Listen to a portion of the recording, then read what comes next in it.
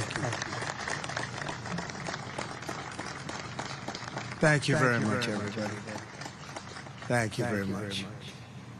Before we begin, let me express the horror and grief so many Americans at the heinous assassination of Charlie Kirk have felt. Charlie was a giant of his generation, a champion of liberty, and an inspiration to millions and millions of people.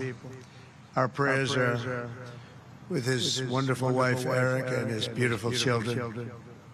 Fantastic people they are. We miss him greatly, yet I have no doubt that Charlie's voice and the courage he put into the hearts of countless people, especially young people, will live on. I'm pleased to announce that I will soon be awarding Charlie Kirk posthumously the Presidential Medal of Freedom. The date of the ceremony will be announced, and I can only guarantee you one thing, that we will have a very big crowd. Very, very big. Thank you, my fellow Americans. 84 years ago, this morning, the banks of the Potomac were filled with the clamor of construction workers who broke ground on the building, now known as the Pentagon, on September 11, 1941. At the time, it was the biggest building ever built. From that moment forward, this structure stood as a monument to American strength, power, and cherished American freedom. Exactly 6 decades later, on September 11, 2001, those same walls, built with the sweat and muscle, blood of our parents and grandparents, were scarred by flame and shaken by terror as our country came face to face with pure evil. On that fateful day, savage monsters attacked the very symbols of our civilization. Yet here in Virginia, and in New York, and in the skies over Pennsylvania, Americans did not hesitate. They stood on their feet, and they showed the world that we will never yield, we will never bend, we will never give up, and our great American flag will never, ever fail. That terrible morning 24 years ago, time itself stood still. The laughter of school children fell silent.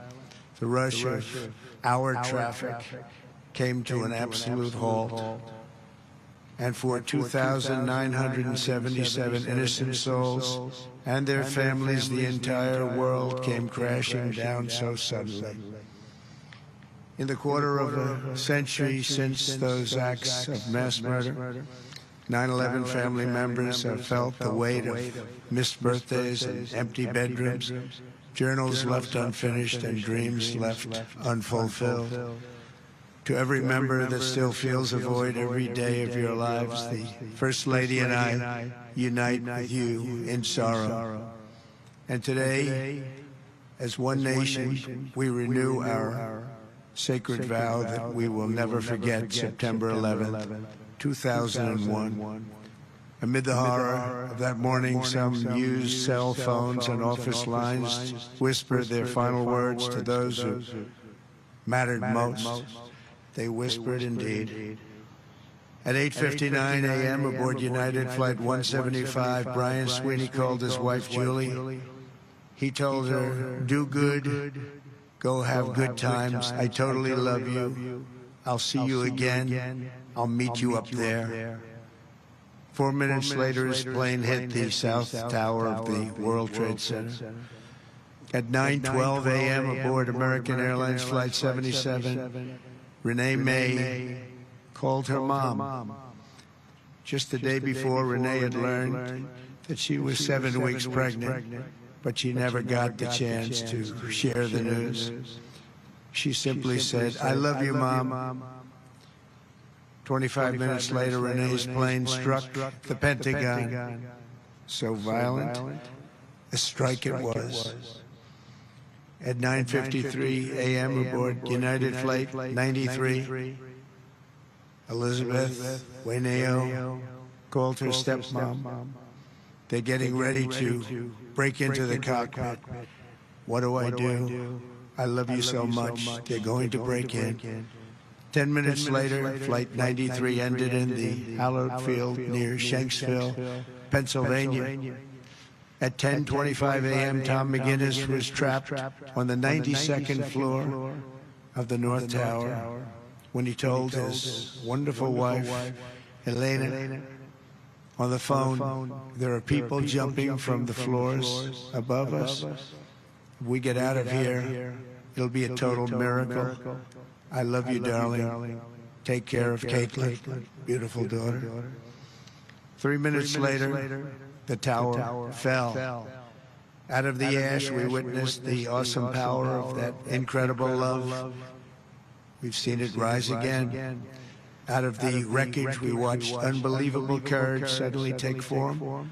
And out of the darkness, we saw the timeless truth of American character shine for the world to see. In America, we take blows, but we never buckle. We bleed, but we do not bow. And we defy the fear, endure the flames, and emerge from the crucible of every hardship stronger, prouder, and greater than ever before. Last year, we were a dead country. Now we have the hottest country anywhere in the world. In New York, there were heroes like Chuck Costello, a 46-year-old elevator mechanic, and a member of the Knights of Columbus. He selflessly ran into the World Trade Center to free people trapped in the elevators. His body was not found until the following January, deep under the debris. While going through his belongings, Chuck's widow, Mary, a phenomenal woman, discovered a personal prayer written in his own words, "Help me to light the way for those in the dark, and when I enter the darkness, let me not panic, but patiently wait to remember the light." Beautiful words. When the time came, Chuck ran boldly into the darkness of hell on earth, and now he shines in the light of heaven above. We remember him this morning. That day we learned that the American heroic spirit was all around us. We saw it in the police officers, the great firefighters, the service members here at the Pentagon, and in the hearts of every American who answered history's call. One such hero was Army Sergeant First Class Steve Workman, who was on the edge of the impact zone when this incredible Pentagon was hit. He was right there. After leading hundreds of people to escape routes, Steve turned back and plunged into the inferno itself. Pushing through the debris, he came upon a severely burned Navy lieutenant, the only survivor from the Navy Command Center. Only one. The wounded lieutenant looked into Steve's soul and said, "Don't let me die." Steve replied, "I won't. I've got you. Just hang on." He wheeled the lieutenant out of the wreckage on the back of a maintenance cart before getting in the ambulance and taking him to Walter Reed Hospital. That man Steve saved, Lieutenant Kevin Schaefer, went on to join the elite team of CIA operatives who located Osama bin Laden. Steve, you're an American hero. We appreciate it. We appreciate what you've gone through. Please stand. Please stand. Where are you? Oh, good-looking man. You're a good-looking guy. You remember that day. You remember that day. Good. Thank you very much, Steve. That was something. That was something. In the years that followed, America's warriors avenged our fallen and sent an unmistakable message to every enemy around the world. If you attack the United States of America, we will hunt you down and we will find you. Go all over this sometimes magnificent earth. We will crush you without mercy and we will triumph without question. That's why we named the former Department of Defense the Department of War. It will be different. We won the First World War. We won the Second World War. We won everything before that and in between. And then we decided to change the name. Well, now we have it back to where we all wanted. Everybody wanted it. Everybody is so happy to have it back.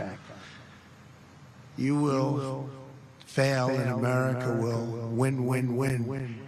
The enemy will always fail. 24 years have passed since that Tuesday morning in September, and an entire generation of Americans have come of age in a totally different world.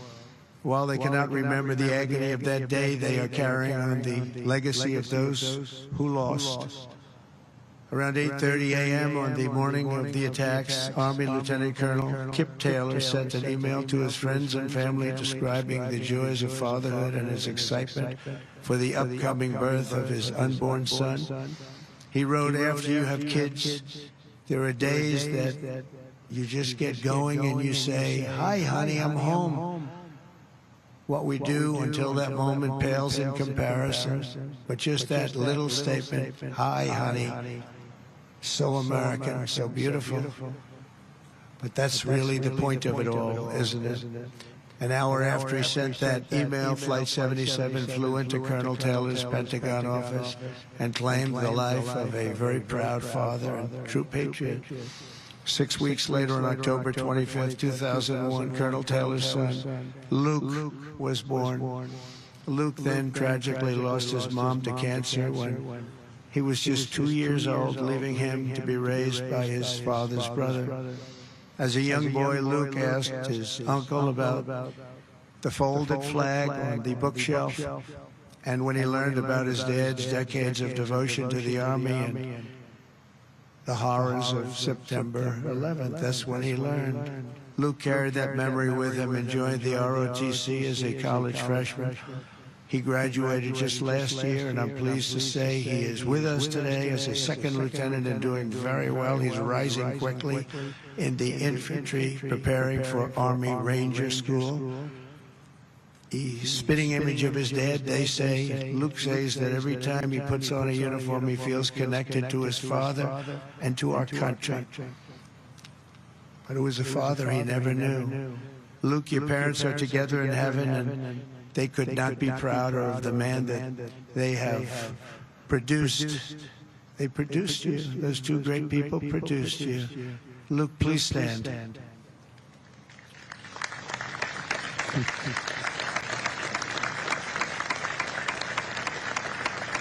Thank you. You look good, Luke. You look good. They're looking down on you. They're very proud. This morning, we recall the light of America's best and bravest and the love that they showed in their final moments. In their memory, we make a solemn pledge and a noble promise. We will honor always our great heroes. You are our heroes. There's a group of people that don't want to talk about our heroes, but we will always talk about our heroes. And that's the way our country is, and that's the way the people feel. We will defend the nation they served, the values they upheld, and the freedom for which they died. We will support our troops, we will protect our families, and we will preserve the American way of life for every future generation. We will build taller, grow stronger, fight harder, and soar higher. And together we will go forward as one people with one heart, one faith, one flag, and one glorious destiny under Almighty God. May God bless the memories of those who died and the heroes who fought and the soldiers who still stand watch. May God bless the United States of America. Thank you very much.